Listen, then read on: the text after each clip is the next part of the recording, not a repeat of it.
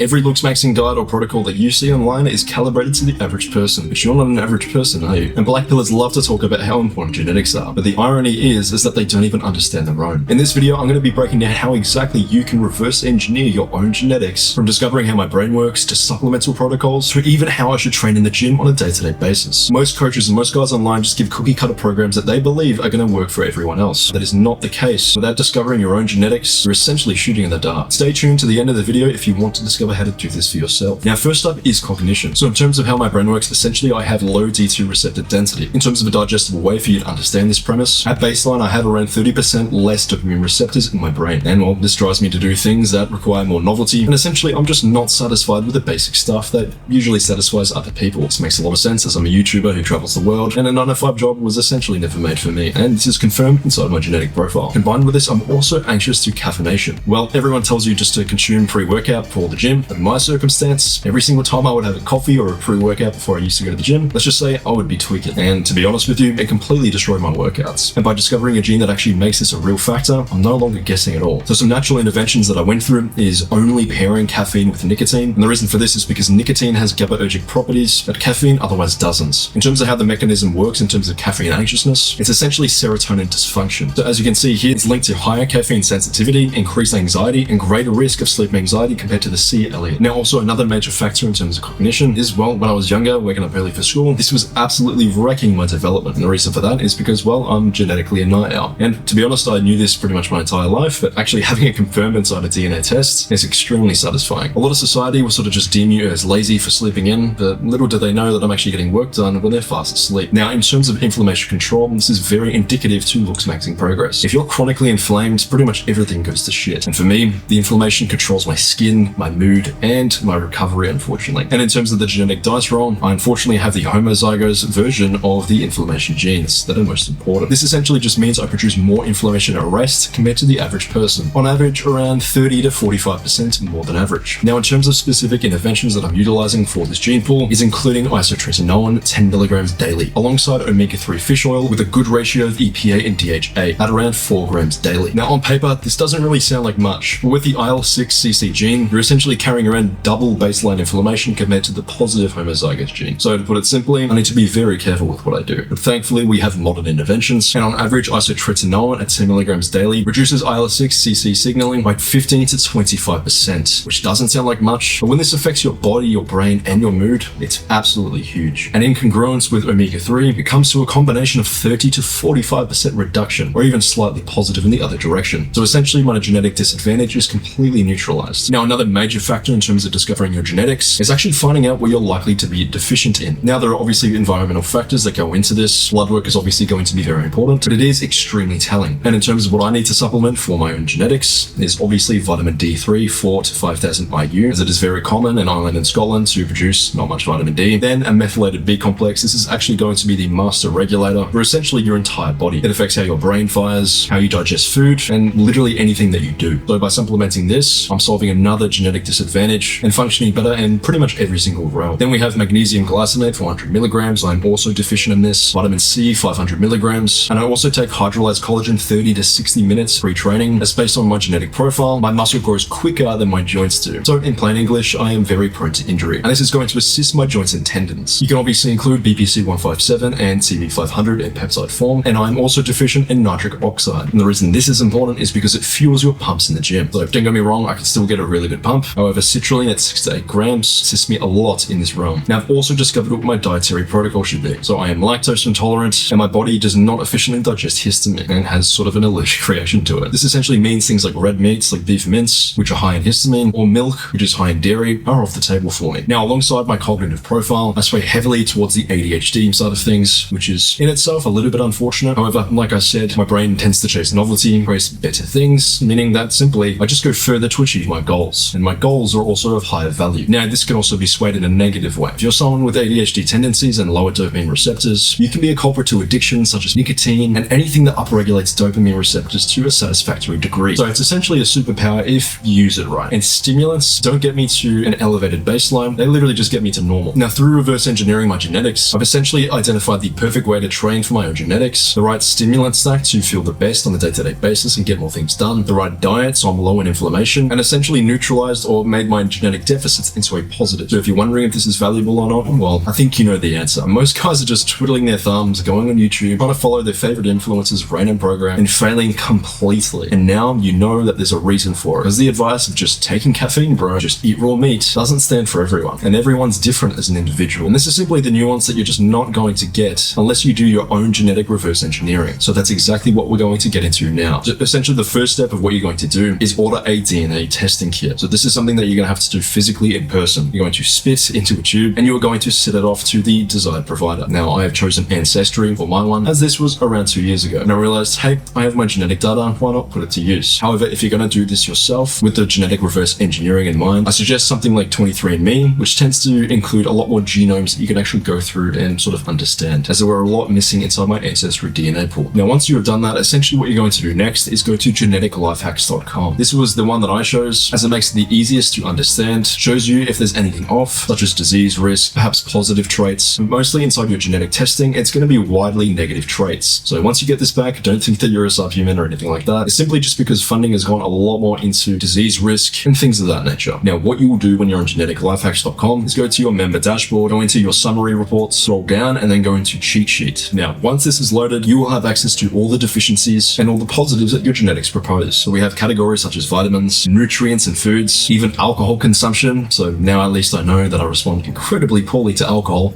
Not that it was much of an issue, as I really didn't like it, which I now know why. Even showing me that I respond better to a Mediterranean diet with increased HDL cholesterol levels and lower triglycerides. It even shows if you're empathetic or not. Apparently I am less empathetic and possibly more creative, and that lines up quite well. So you get the point. Now, by reading the sheet, when the genotype comes up as clear, that means it's either a neutral or a positive. Obviously, because I said it's more skewed towards negatives, so that's what they're going to flag. If it's a slight negative, it'll appear in yellow, and if there's an increased risk, which is a double negative, then it's going to appear more of a burnt orange. Now, with that being said, it is not the last step. What I recommend next is getting your PDF file. Say that again. PD file. Oh, that still sounds terrible. You get what I'm saying. Then you want to upload it into Claude. I recommend the Opus tool instead of the Sonnet. Sonnet is a little bit retarded. Then it will give you a digestible and essentially efficient breakdown and give you reasonings as to why you might do things differently, what you respond best to in terms of stimulants, diet, training, whatever it may be. Honestly, in terms of ROI, this might be one of the highest things that you can do. Now, obviously, there's going to be a little bit of privacy issues when it comes to uploading your genetic data into an AI model. However, I personally just didn't really give a shit, and I just did it anyways. So do it at your own risk. I highly doubt any CEO is going to be reading through your genetic profile or harvesting your organs for it. But yeah, do it at your own risk. Now, if you want personalized coaching at this level of depth and you want to ascend your looks and overall life to the next level, do yourself a favor, go to the first link in the description and apply for my one-to-one aesthetics mentorship. Hope you guys enjoyed the video, log your past self, and I'll see you in the next one.